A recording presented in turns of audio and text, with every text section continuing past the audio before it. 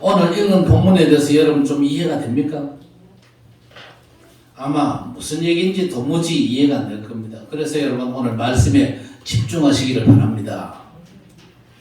우리 하나님은요, 여러분 주변의 세상을 살리기 위해서 여러분만 지금 쳐다보고 계십니다. 오늘 제목이 뭡니까? 같이 시작. 예. 저와 여러분이 누구냐? 우리 이웃의 생명을 책임진 파수꾼이다 그 말입니다. 파수꾼이 졸고 있으면 되겠습니까? 파수꾼이 졸고 있으면 돼요? 아니 보초 서고 있다가 졸고 어떤 사람은 뭐 누워서 자고 그러면 됩니까? 그럼 큰일 나잖아요. 이번에 그저 탈북민 하나가 또 휴전선 뚫고 또 올라갔잖아요. 정상적으로 하면요, 그 근무부대 부대장, 소대장, 중대장, 대대장, 연대장, 사단장까지 목 날아가야 돼요. 그만큼 파수꾼의 책임이 중요하거든요. 여러분 보고 뭐라고 얘기합니까? 이웃의 생명에 책임진 파수꾼이다 그 말입니다. 여러분 이웃들을 위해서 기도하시기를 바랍니다. 이웃이 누굽니까?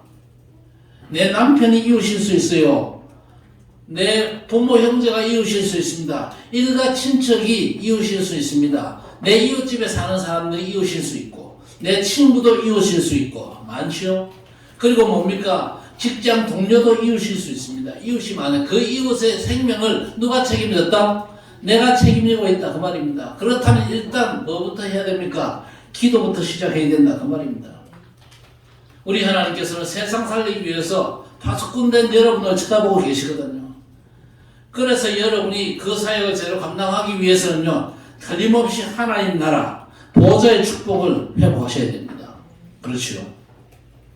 여러분이 보좌의 그 풍성한 축복을 누려야만 증인될 수 있잖아요. 우리가 구원의 축복을 오직 하나님의 은혜로 받은 줄 믿습니다. 그런데 우리의 삶도 그 은혜로 말미암아 승리하게 될 것입니다. 그런데 여전히 불신자처럼 살기 때문에 사람 살리는 일이 안 되는 겁니다. 이제 이스라엘 백성들에게 가나안 땅 가면요, 그들처럼 살지 말고 하나님 자녀의 축복된 삶을 회복하라고 가르치시는 겁니다. 여러분이 받은 구원이 그렇게 간단한 겁니까? 아니거든요. 죄에 빠졌던 그 아담에게 하나님께서 구원 계획을 말씀하셨습니다. 아니 하나님께서 불과 며칠 전에 말씀하셨잖아요. 선악과 따먹으면 어떻게 된다? 정령 죽으리라, 반드시 죽는다고 말씀하신 게 불과 며칠 전인데 아담과 하와가 범죄하고 하나님을 떠나버렸잖아요. 뭐 제가 하나님 같으면요, 화를 내고 죽어봐라 그래야 될 건데 하나님께서 그렇게 말씀하지 않고 구원 계획을 말씀하시거든요. 여자의 후손이 뱀의 머리를 상하게 할 것이다. 하나님이 아시잖아요. 아담의 범죄가 그냥 이루어진 범죄가 아니고 자발적인 범죄가 아니고 뱀 속에 자기 정체를 숨겼던 사단의 역사를 말미암아 쏘아가지고 범죄한 것을 알기 때문에 처음 원시복음을 주시면서 여자의 후손이 뱀의 머리를 상하게 할 것이다. 구원자 메시아가 오사 뱀 속에 자기 정체를 숨긴 사단의 권세를 꺾으실 것이다. 그렇게 말씀하시면서 인류 역사 내내 구원 역사를 진행하셨거든요. 그리고 약속하신 메시아께서 이 땅에 오사 죽으시고 부활하심으로 완성된 구원의 축복을 우리 손에 쥐어주신 줄 믿습니다. 그런데 하나님의 자녀들이 어디에 도대체 관심이 있냐 그 말이거든요. 여러분 오늘 말씀 받으면서 좀 고민하시기를 바라고 진짜 삶을 갱신하셔야 됩니다. 갱신하라는 말을요 늘 하고 있는데 별로 갱신하는 분위기가 안 보여요. 일단 예배 갱신부터 여러분 하셔야 됩니다. 현재 이웃을 놓고 기도합니까? 전도자의 삶은요 이웃을 가슴에 품고 기도하는 데서부터 시작된다 그 말이요. 부활의 주께서 보좌의 완전한 축복을 약속하셨는데 믿음으로 그 축복을 누릴 수가 있어야 된다 그 말입니다. 왜 그렇습니까? 성삼위 하나님께서 역사하셔야 우리에게 오력이 회복되잖아요. 영력과 지력과 체력과 인력과 경제력이 회복되어야 온전한 전도자로 승리할 수가 있는 것입니다. 그리고 보좌의 능력, 그렇죠? 보좌의 능력으로 시공간 추월의 축복된 역사를 우리가 누릴 수가 있거든요. 이건 우리가 누린다. 삶이 신나잖아요. 그렇지요. 여러분을 통해서 다른 사람도 살게 하시기 위해서 이웃의 생명을 책임진 자로 저와 여러분을 부르신 사실을 인정하시고 하나님 앞에 겸손히 서시기를 바랍니다. 하나님께서 첫사람 아담 하와에게 처음부터 주신 하나님의 분명한 절대 약속이 있었습니다. 그게 뭐였습니까? 창세기 1장 26절을 보니까 아담을 통해서 세상을 하나님의 뜻대로 움직이시겠다는 겁니다. 범죄하기 전에 아담 하와를 통해서 세상은 너무나 아름답게 돌아갔습니다. 아브라함을 부르실 때도 처음에는 잘 못 알아들었지만요, 약속을 주셨습니다. 여러분은 오늘 알아듣게 되시기를 바랍니다. 뭐라고 그랬습니까? 너를 복의 근원 삼고 너 때문에 다른 사람이 살고 열방까지 복받게 하시겠다 그랬습니다. 그렇죠? 아브라함에게 주신 그 축복이 저와 여러분에게 주신 축복인 줄 믿습니다. 예수님께서도 뭐라고 그랬습니까? 사람 낚는 업으로 삼을 테니까 날 따라오느라 그랬습니다. 그리고 또 모든 족속으로 제자 삼으라. 성령 충만받아 땅끝까지 증인될 것이다. 그 말을 알았던 바울 사도도 로마서 15장 16절에 하나님이 나를 이방인을 위해 그리스도 예수의 일꾼으로 복음의 제사장 직무를 하게 하셨다 그랬습니다. 여러분, 우리 때문에 다른 사람이 살아나는 절대 계획 속에 하나님께서 우리를 부르신 줄 믿습니다. 우리가 누구냐? 이웃의 생명을 책임진 사람들이에요. 한번 받아봅시다. 나는 이웃의 생명을 책임진 전도자다. 잘 알게 되시길 바랍니다. 오늘 1절, 2절 뭐라고 그랬습니까? 내 하나님 여호와께서 내게 주어 차지하게 하신 땅에서 피살된 시체가 들에 엎드려진 것을 발견하고 그 쳐 죽인 자가 누구인지 알지 못하거든 그랬습니다. 들에 시체가 있잖아요. 사람이 죽었어요. 그럼 범인을 찾아야 되겠죠. 너무 억울하잖아요. 그런데 억울한 피를 흘리면요, 그 땅이 황폐해진다고 말씀했습니다. 억울한 피값은 반드시 갚아야 된다. 그렇게 말씀하시거든요.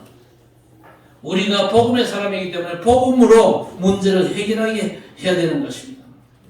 그래서 범인을 찾으면 다행이지만 범인을 못 찾으면요, 시체가 있는 장소에서 가장 가까운 동네를 찾으라 그랬습니다. 그 가까운 동네에 책임이 있다 그 말이거든요.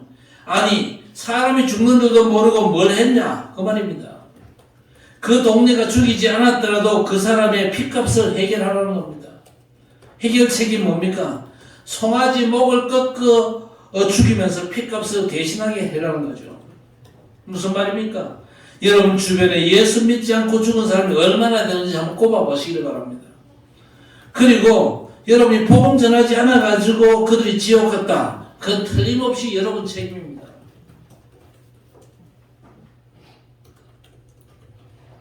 그래서 우리는요, 내 이웃의 피에 대한 책임이 있어요. 이웃에게 복음을 전해야 될 책임이 있다니까요. 여러분 주변에 지옥 간 사람들에 대한 책임이 저와 여러분에게 있습니다. 다른 사람에게 있는 게 아니에요. 그러니까 그 책임의식을 일단 가져야 될 것입니다. 아니, 내 먹고 사는 것도 어려운데 그런 말씀 하냐? 그런 사람은요, 틀림없이 불신자와 똑같이 사는 인생이에요. 그래서 여러분 주변에 누가 복음 받아야 될 사람인지 잘 체크하시고 명단 적어놓고 기도하시기를 바랍니다. 그거부터 시작하셔야 돼요. 내 주변에 복음 받아야 될 사람 누군가 체크하고 명단 적어가지고 일단 이번 주에 그래서 카톡에 올리세요. 올려놓고 같이 기도합시다. 진짜 우리는요, 내 이웃에 복음 받아야 되는 사람, 지옥 갈 사람 놓고 기도하면서 그 사람에게 복음 전해야 될 것입니다.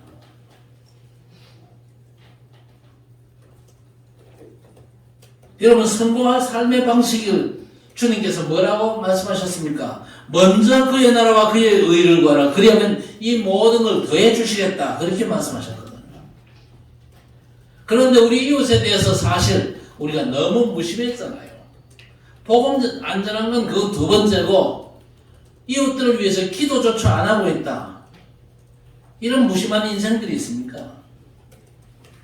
그래서 아브라함이 처음에는 못 알아듣다가 나중에 알아듣고 이웃을 위해서 기도하고 전도했잖아요. 그래서 소돔 고모라가 멸망받는 그날에 하나님께서 롯을 구출하셨지요. 그런데 창세기 19장 29절에 보니까 하나님께서 롯을 불쌍히 여겨가지고 구원하셨다. 그런 말이 없거든요. 거기에 뭐라고 말씀하고 있습니까? 아브라함을 기억하사 그랬습니다. 왜 아브라함의 조카 롯을 하나님께서 멸망해서 구원해 주셨냐? 그 삼촌 아브라함을 기억하셨다 그랬습니다. 아브라함이 뭘 기억했습니까? 아브라함이 조카 롯을 놓고 구원받도록 기도했다 그 말이거든요. 평소에 기도한 그 아브라함을 기억하시고 롯을 불쌍히 여기사 구원해 주셨다 그 얘기입니다. 여러분 전도하면 복 받습니까? 그런 얘기 절대 하지 마세요. 하나님이 저와 여러분을 부르신 목적이 뭡니까? 고린도전서 9장 16절에 내가 복음을 전할지라도 자랑할 것이 없다 그랬습니다. 복음 전하는 것은 내가 부득불할 일이다. 만약에 내가 복음 전하지 않으면 내게 화가 있을 것이다 그랬습니다. 여러분 잘 아셔야 됩니다. 여러분이 복음 전하는 건요, 여러분 부득불할 일입니다. 여러분 아니면요, 복음 전하는 사람이 없기 때문에 여러분이 당연히 해야 될 사역이 전도자의 삶입니다. 만약 전도자의 삶을 등한시하면요, 여러분에게 화가 있을 것이다. 하나님께서 그렇게 말씀하시는 겁니다. 우리가 누굽니까? 지역 살릴 책임이 분명히 있거든요. 여러분 이 땅 심각한 문제들이 많잖아요. 우상 문제, 멸망과 재앙의 문제, 또 영적인 문제. 그런데 이런 문제들은요, 대통령이 절대 해결할 수가 없습니다. 국가 정부나 복지기관이 절대 해결할 수가 없죠. 그 사람들은 약간 사는데 도움을 줄 뿐이지 진짜 인생의 문제를 해결을 못하거든요. 진짜 인생의 문제가 뭐냐 알아듣는 사람을 통해서 하나님께서는 역사하시거든요. 성경에 보면 내가 어떤 사람인지 알았어요. 누굽니까? 빌립 집사였습니다. 여러분 사마리아라는 동네의 문제가 다른 문제가 아닙니다. 그래서 찾아갔잖아요. 여러분 사마리아가 너무 심각하잖아요. 그 성에 사는 사람들은 소외의식이 너무 강하고 지역 감정이 많거든요. 아주 영적인 문제에 한이 맺힌 그런 동네입니다. 정신병자가 많고 불치병자도 많은 아주 흑암 동네입니다.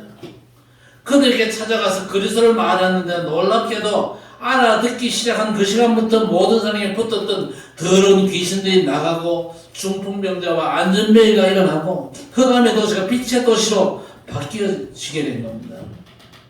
그리고 사도행전 19장에 바울이 에베소 지역의 영적인 문제를 놓고 말씀 운동을 폈는데 변화가 일어났습니다.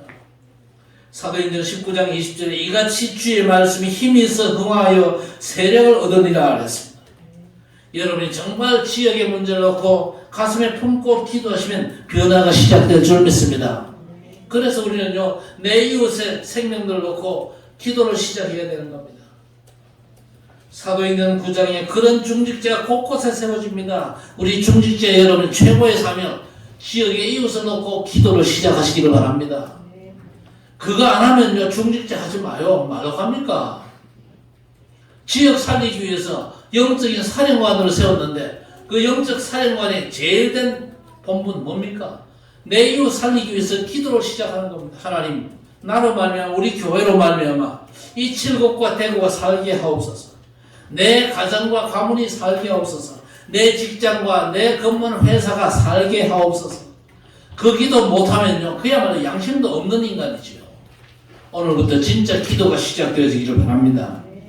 다메섹의 아나니아, 동네가 나 때문에 살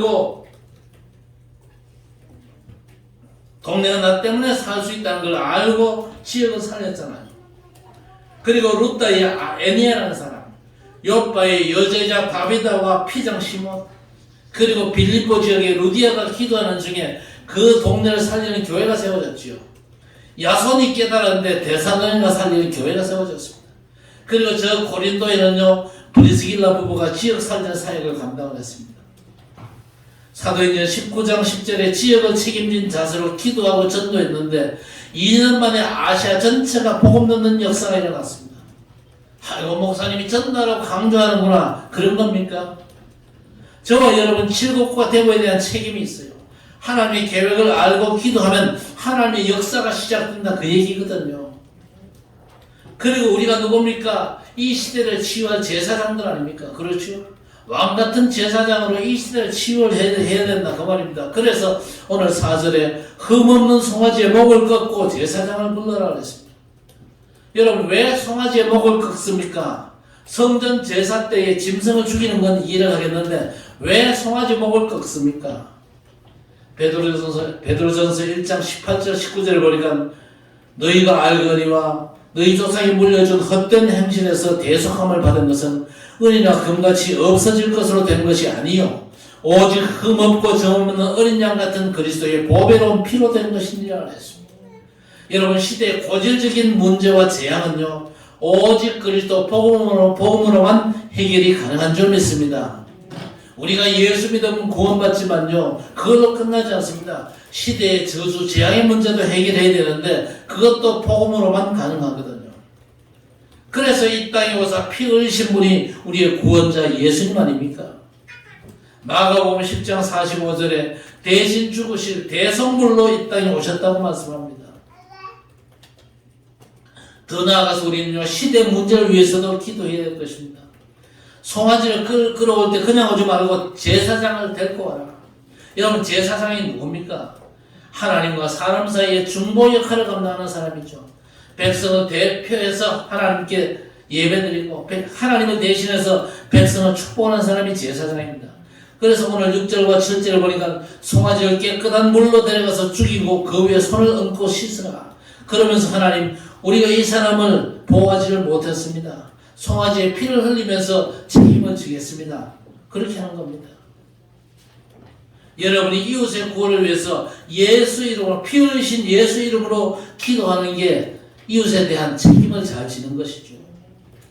그래서 명단 적어놓고 기도하시자 그 얘기입니다. 구약에는 짐승을 죽이고 그 위에 손을 씻습니다. 시편 26편 6절에 여호와여 내가 무죄함으로 손을 씻고 그랬습니다. 내가 저 사람 안 죽였습니다만 짐승을 대신 죽이고는요 그 손을 씻는 겁니다. 그런데 또 손 씻은 사람이 한 사람이 있어요. 그 사람이 누굽니까? 마태복음 27절에 보니까 예수님을 재판했던 빌라도가 손을 씻었어요. 아무리 조사를 해도 예수는 죄가 없어요. 그런데 유대인이 자꾸 예수 십자가에 못 박으라고 고함 지르니까 자꾸 죽이라고 그러는데 그래서 나는 죽는데 내어 주기는 하겠는데 나는 책임이 없다 그러면서 손을 씻거든요. 여러분 주변에 지옥 갈 이웃에 대한 죄를 피할 방법이 뭐냐? 책임을 피할 방법이 뭐냐? 그들 진짜 가슴에 품고 피 흘리신 예수 이름으로 기도하시기를 바랍니다. 칠국과 대구 이 민족의 구원을 위해서 이 한반도에 하나님의 나라가 임하도록 여러분 기도하셔야 됩니다. 그렇죠? 앞으로 이제 대선을 앞두고 있는데 대선을 놓고도 진짜 기도하셔야 됩니다. 하나님이 기뻐하시는 지도자가 설 수 있도록 진짜 이 나라의 대선을 놓고 기도하셔야 됩니다. 그게 여러분이 제사장 된 여러분들이 감당해야 될 가장 중요한 사명입니다. 그러면서 제사장 하나 더 해야 됩니다. 올바른 판단도 누가 하느냐? 제사장이 하거든요. 그래서 제사장 주머니에는요 옷에는 주머니가 있는데 그 주머니에는요 우림과 둠밈이라는 보석 구슬을 담아요. 그걸 가지고 뭐 하느냐? 제사장이 백성들의 문제를 놓고 판결도 합니다. 재판도 하는 그런 입장인데 판결하다 잘 모르겠거든요. 그러면요 그 우림과 둠밈 그 구슬 가지고 판결을 할 때 하나님께 묻습니다. 도대체 어떻게 하는 게 하나님께 합당한 뜻입니까? 합당한 겁니까? 그렇게 하나님의 뜻을 묻는 데 쓰는 게 그 보석 구슬이거든요. 그래서 우리도 이 땅의 인생 문제, 뭐가 문제입니까? 도대체 원인이 뭐냐? 그리고 해답이 뭐냐? 그 역할을 우리가 감당하는 겁니다. 복음은요, 인생 문제의 원인을 완전 해결하는 하나님의 축복 아닙니까? 원인이 뭐냐? 하나님의 해결책이 뭐냐? 이 땅에 오신 구원자가 도대체 누구냐? 그 해답을 주는 역할을 제사장들이 감당하라 그 말입니다. 여러분이 복음운동 하면요 그게 드러나거든요. 뭐가 옳고 그런지 여러분이 굳이 말할 필요는 없습니다. 히브리서 4장 12절에 하나님의 말씀은 살았고 운동력이 있어 모든 것들이 다 드러난다 그랬습니다. 여러분이 복음운동 제대로 펴면요 그 복음운동을 통해서 여러분이 선포하는 복음의 말씀을 통해서 모든 게 다 드러나게 되어 있습니다. 하나님께서 드러내시거든요. 여러분이 그런 엄청난 신분입니다. 엄청난 진짜 판결할 때에 복음의 말씀으로 그 사람들에게 답을 줄 수 있는 그런 엄청난 신분이라는 걸 여러분 잘 알게 되시기를 바랍니다. 하나님께서 아브라함을 75세 불렀지요. 그런데 어느 날 가나안 땅에 흉년이 들어가지고 먹을 게 없어가지고 이 이삭이 블레셋의 그랄로 내려갑니다. 가면서 마음에 걱정이 들었어요. 내려가면 저 사람들이 날 죽이고 내 마누라 뺏어갈게 염려가 되거든요. 사실 그건요 아브라함의 영적인 문제 아닙니까? 과거에 저 애굽에 내려갈 때도 그랬잖아요. 그런데 지금 세월이 그때보다 더 흘러가지고 나이가 지금 거의 100살 됐거든요. 그 부인도요 나이가 90살 정도 되었습니다. 이 가운데 그저 90살에 가까운 사람 있습니까? 아마 눈 씻고 쳐다봐도 없어요. 한 분 계셨는데 소천하셨잖아요. 여러분 가운데는 90에 가까운 사람이 없잖아요. 그런데 지금 아브라함의 아내 사라 나이가 90이거든요. 그렇다면요 상할매입니다. 한만 뭐 지문에 안경을 해서도 90살 된 할매를 데리고 가는 사람이 있겠어요? 90살 된 할매를 데리고 갈 사람은 아무도 없습니다. 뭐 그런 할매 한 보따리 갖다 줘도 저는 안 합니다. 왜냐? 우리 집 사람도 뭐 90대 사람은 아직 천안 멀었거든요. 자, 그런데 중요한 게 뭐냐? 여러분의 믿음대로 되지만요 불신앙대로도 되거든요. 그래서 블레셋의 아비멜렉 왕이요 아브라함의 아내를 보고는요 물었습니다. 누구냐? 그런데 올 때 미리 짰거든요. 묻거든. 내가 오빠라고 그래라. 그래야 내가 산다. 왕이 물으니까요 우리 오빠라고 그렇게 대답을 했어요. 그러니까 왕이 뭐라고 그러냐? 참 안 됐다. 아니 여동생이 할매 될 때까지 뭐 했냐? 처녀 귀신 될 뻔 했지 않냐? 그러면 내가 데리고 갈게. 이렇게 나온 겁니다.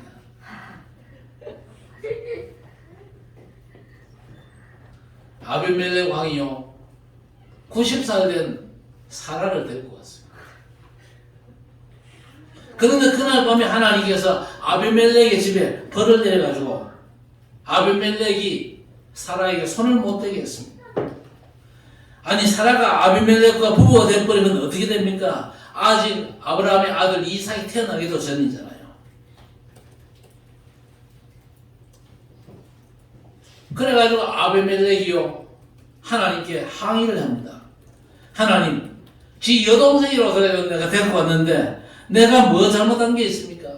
그랬더니 하나님께서 너 잘못한 거 없다. 그런데 벌을 받아라. 그렇게 나온 거예요 하나님이. 네가 잘못한 건 없는데 네가 벌 받아야 된다. 왜냐? 아브라함의 아내인데 네가 건드리려고 했잖아. 그 사람이 누군지 알고 손대려고 했냐? 그러면서 아비멜렉 집안에 이 여자들의 태를 다 받아버렸습니다. 그러면서 아브라함이 바로 선지자다. 아브라함이 기도하면 네가 복을 받을 수 있다. 아브라함이 자기가 누군지를 잊어버렸어요. 불신앙한 말을 잊어버렸는데 하나님께서 아비멜렉을 통해서 아브라함을 구중하시는 겁니다. 그 다음날에 아비멜렉이 화를 냅니다. 왜 거짓말했냐? 당신 마누라 데리고 가. 데리고 가는 게 문제가 아니죠. 아비멜렉 집안에 화가 임했는데. 그렇죠. 그래서 아브라함의 기도로 그게 해결되는 겁니다. 여러분이 어떤 사람인지 아셔야 됩니다. 아무리 부족하고 못나도 여러분의 기도를 통해서 지역을 치유하기를 하나님이 기뻐하십니다. 그래서 여러분 칠곡과 대우를 해서 진짜 기도하시기를 바랍니다. 진짜 기도하셔야 돼요. 우리 권사님들 기도하세요. 왜 권사 임직 받았어요? 권사 임직 받을 때 하나님 앞에 손들고 서야 하겠잖아요. 왜 안 지킵니까? 물론 나는 24 하는데요. 그러면 제가 할 말이 없습니다만은요. 진짜 기도하셔야 됩니다. 공적인 기도하셔야 됩니다. 주일 새벽마다 여러분 저기 교육관에 여러분 자리가 있어야 돼요. 주일 새벽에 얼마나 귀한 말씀이 선포되는지 압니까? 안타까우니까 권사님이 그걸 찍어가지고 올리는데 여러분 아침에 그거 들으셨어요? 안 듣잖아요. 갱신 안 해. 도무지 갱신 안 해. 말씀을 믿음으로 받아야 되지. 그래야 제대로 된 기도가 되지. 여러분의 위치, 여러분의 신분을 잘 알게 되시기를 바랍니다.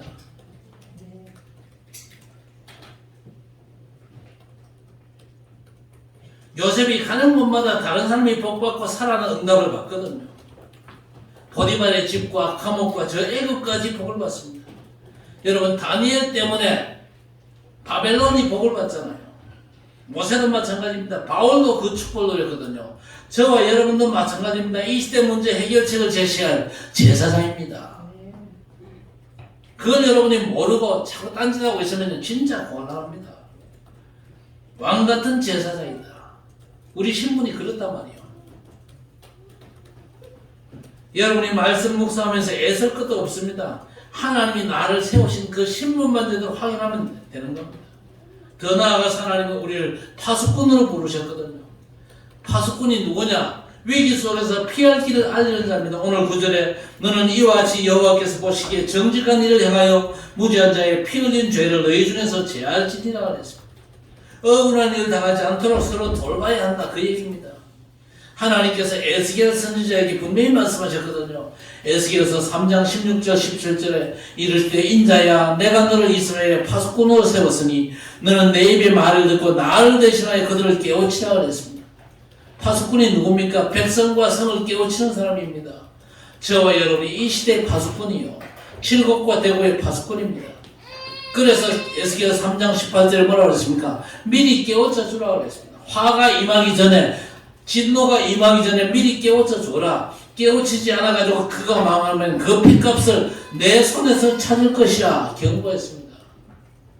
오늘 하나님의 경고의 말씀을 잘 듣게 되시길 바랍니다. 여러분 진짜 이웃을 위해서 기도하고 그들에게 복음 전해서 살려야 될 사람들인데 여러분이 기도하지 않고 여러분이 그들을 복음으로 깨우치지 않는다.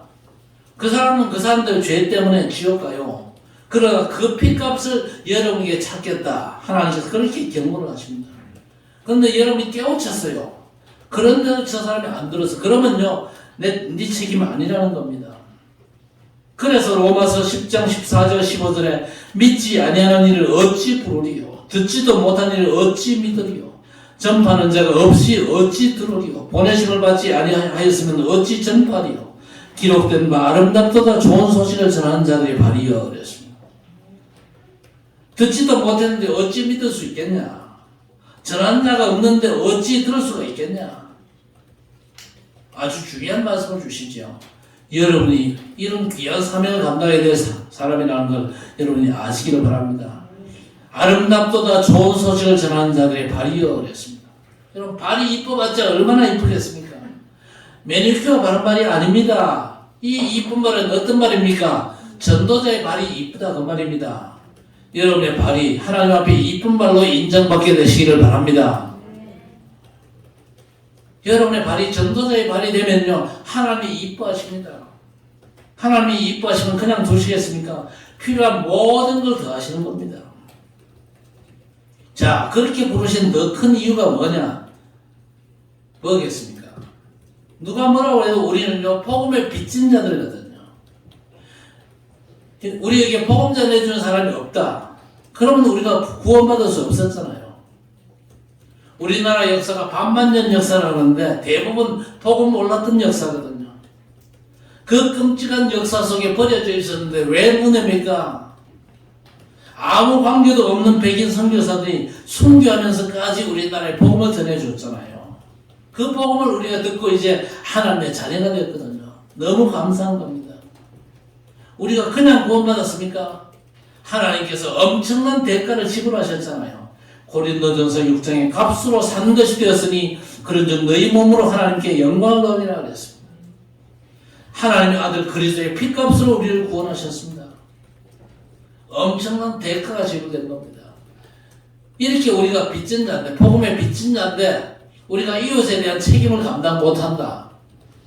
망해 마땅한 것이죠. 그래서 열왕기하 6장에 보니까 아람 군대가 사마리아 성을 포위를 합니다. 시간이 지나가면서 성 안에 먹을 게 없어지죠. 음식값은 치솟고 식재료가 고갈되고 심지어 아이를 삶아 먹는 비참한 지경까지 이르렀습니다. 그런데 성 밖에 나병 환자가 원래 성 안에 살았는데 쫓겨나가지고 성 밖에 살아요. 나병 환자는 성 안에서 그 성한 사람이 같이 못 살거든. 쫓겨나가지고 있는데 그 환자 4명이 서로 얘기했습니다. 굶어 죽거나 가서 맞아 죽거나 똑같으니까 우리가 아람 군대에게 가서 한번 구걸이나 좀 하고 죽자. 그래가지고 찾아갔어요. 웬일입니까? 아람 진영에 아무도 없는 겁니다. 사람만 없고 다른 건 다 그대로 있어요. 병장기 그대로 있고 식량과 음식 그대로 있습니다. 심지어 김이 모락모락 올라오는 그런 음식도 그냥 버려놓고 도망가 버렸어요. 하나님의 역사거든요. 아람 군대가 기절할 만큼 큰 소리를 들었어요. 이 사람들이. 그 무서운 소리를 듣고는요, 모든 걸 나누고 주랭랑을 쳐버렸어요. 그래가지고 나병 환자 4명이 실컷 먹고 챙겨오다가 열왕기하 7장 9절에 뭐라고 얘기하느냐. 서로 말하되 우리가 이렇게 해서는 아니 되겠도다. 오늘은 아름다운 소식이 있는 날이거든. 그렇잖아요. 성 안에 지금 굶주리고 있는데 지금 성 밖에 그 아람 진영에는요, 먹을 걸 그대로 놔두고 군대가 다 도망가 버렸으니까 얼마나 아름다운 소식이 있는 날 아닙니까? 그런데 우리가 침묵하고 있도다. 날이 밝을 아침까지 기다리면 벌이 우리에게도 미칠지니 이제 왕궁으로 가서 알리자 그랬어. 이 사람들이 비록 나병 환자지만요, 잘 깨달았잖아요. 여러분에게도 깨달음이 있게 되기를 바랍니다. 그래가지고 왕궁에 알려가지고 백성들이 그 배고픔을 해결한 아주 역사적인 사건이 있습니다. 우리도 복음 전해준 사람을 통해서 복음 받고 구원받았습니다. 그래서 바울 사도가 로마서 1장 14절 15절에 헬라인이냐 야만인이냐 지혜 있는 자나 어리석은 자에게 다 내가 빚진 자라. 나는 할 수 있는 대로 로마에 있는 너희에게 복음 전하기를 원하노라 그랬습니다. 야고보 5장 19절 20절에 내 형제들아 너희 중에 미혹되어 진리를 떠나 돌아서게 하면 너희가 할 것은 죄인은 미혹되는 길에서 돌아서게 하는 자가 그의 영혼을 사망에서 구원할 것이며 허다한 죄를 덮을 것입니다. 전도자를 통해서 사람 살리시기 때문에 하나님은 지금도 여러분을 찾고 계십니다. 하나님께 응답하시고 쓰임받게 되시기를 바랍니다. 오늘 인사말에 뭐라고 그랬습니까? 하나님은 세상 살리기 위해서 누구만 쳐다본다? 저와 여러분만 쳐다본다 그랬습니다. 저와 여러분에게는 우리 주변 사람들에 대한 책임이 있거든요. 이 시대에 대한 책임이 우리에게 있는 거예요. 그래서 창세기 3장 9절에 아담이 신분을 망가고 범죄하고 하나님을 떠나가지고 창피한 모습으로 숨었잖아요. 그때 하나님께서 아담아 내가 어디 있느냐 찾으셨습니다. 바로 여러분을 향한 하나님의 찾으심입니다. 전도자의 정체성을 놓치지 않았느냐 물으시거든요. 창세기 4장 9절에도 가인에게 질문을 하십니다. 하나님이 가인의 제사를 안 받으셨잖아요. 왜? 피 언약이 없는 제사 안 받으시거든요. 반면에 양의 첫 새끼와 그 기름으로 하나님의 예배드리는 아벨의 예배만 받으셨습니다. 그 때문에 가인이 화가 나가지고 동생 아벨을 쳐 죽였습니다. 하나님이 아시지만요, 가인에게 물었습니다. 가인아, 내 아우 아벨이 어디 있냐? 뻔뻔스럽게 아벨이 뭐라고 대답했죠? 왜 나한테 물으십니까? 내가 아우를 지키는 사람입니까? 말 한번 잘했습니다. 아우뿐 아니라 이웃에 대한 책임이 있는 사람이거든요. 그래서 묻는 겁니다. 네 아우 아벨이 어디 있냐? 너 지금 어떻게 하고 있냐? 하나님의 여러분을 향한 질문입니다. 그리고 내 이웃은 지금 어디 있냐? 묻고 계시거든요. 여러분 대답 잘 하시기를 바랍니다. 어떻게 대답하면 됩니까? 하나님, 내가 복음으로 내 이웃을 돕기 위해서 지금 준비하고 있습니다. 여러분 잘 대답하시기를 바랍니다. 하나님은 시체를 보고도 책임을 물으십니다. 그렇죠.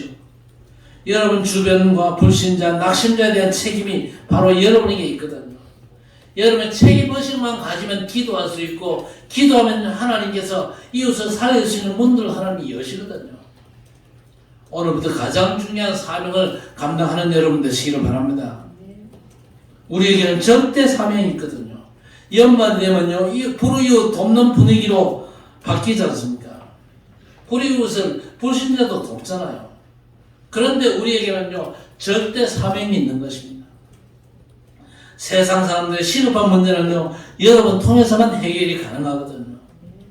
그래서 디모데후서 4장에 바울이 디모데에게 유언을 합니다. 때를 얻든지 못 얻든지 복음운동을 항상 힘쓰라 그랬습니다. 여러분이 안전하면요, 저들은요, 살 길이 없거든요. 그래서 고린도전서 1장 21절에 전도에 미련한 것으로 구원하시기를 하나님이 기뻐하신다 그랬습니다. 여러분, 세상 역사의 흐름이 전도운동 중심으로 흘러간다는 걸 절대 잊지 마시기 바랍니다. 여러분에게는요, 보좌의 완전한 축복이 보장되어 있거든요. 물론 불신앙에 찌들어 있으면요, 불신앙부터 치유받아야 되겠죠. 그러나 여러분이 불신자 살리기 위해서 이웃에 대한 책임을 감당하기 위해서 먼저 회복할 게 뭡니까? 보좌의 그 완전한 축복을 믿음으로 누리게 되시기를 바랍니다. 성삼위 하나님의 역사가 보장되어 있다니까요. 여러분, 그러면 복음의 말씀이 선포되면요, 그 복음의 말씀이 성취될 걸 약속했습니다. 여러분, 예수 이름 제대로 전하면요, 현장에 임하는 재앙과 저주가 무너질 걸 주님께서 약속했습니다. 여러분이 무능하다, 여러분이 연약하다, 성령 하나님의 전능한 능력이 보장되어 있다니까요. 그 축복을 누릴 때에 시공간 초월의 역사가 일어나게 될 것입니다. 그렇다면 여러분 주변 불신자는 얼마든지 여러분이 살리고 도울 수 있는 문들이 열려지게 될 줄로 믿습니다. 불신앙의 상태 가지고는 절대 여러분 주변에 눈이 안 돌아가거든요. 불신앙에 빠져 있으면요, 내 한 몸 간수하는 것도 너무 힘들다 그러면서 이웃 주변들을요, 방치해버립니다. 그러면 그 사람은요, 책임 추궁을 당할 것밖에 없죠. 진짜 오늘부터 예수가 나의 그리스도, 내 인생 문제 완전하고 충분한 해결자 됐으면 진짜 믿음으로 누리게 되시길 바랍니다. 그래서 절대 보장된 보좌의 완전한 축복 속으로 인도받게 되기를 바라고, 그 축복의 풍성한 응답과 증거 가지고 여러분 이웃들을 살리는 복된 전도자로 역할하는 귀한 사역을 감당하게 되시기를 우리 주님의 이름으로 간절히 축원합니다. 하나님 아버지 감사합니다. 우리가 부족하지만 이웃에 대한 분명한 책임을 저들에게 맡겨주셨사온데 이제 진짜 이웃을 위한 책임을 알게 하시고 그 책임을 잘 감당하는 전도자들이 되게 해 주옵소서. 일단 이웃의 생명들을 놓고 우리가 준비하면서 기도할 수 있도록 은혜를 베어 주시옵소서.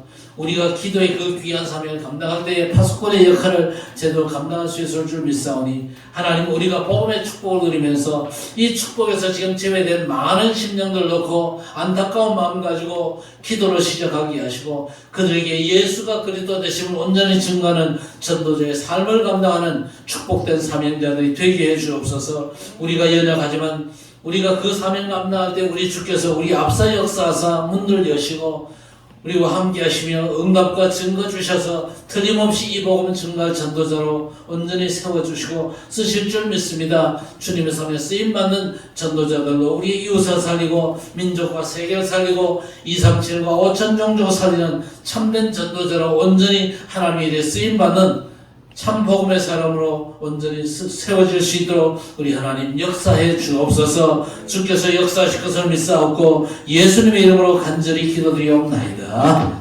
아멘. 인생 문제의 완전한 해결자 우리 구주 예수 그리스도의 은혜와 하나님 아버지의 무한하신 사랑하심과 성령님의 인도 역사 교통 충만 위로하심의 은총이 오늘 이웃의 생명을 책임진 파수꾼으로 부름받은 이 분명한 우리의 정체성을 깨닫고 이제 이웃들을 위해서 기도하며 이웃들에게 복음을 전하여 저를 살리며 하나님 나라를 확장시키는 귀한 보좌의 축복을 온전히 감당하기로 다짐하는 모든 언약의 백성들 머리마다 산업과 직장 모든 가정마다 영원토록 항상 함께 있을지어다. 아멘.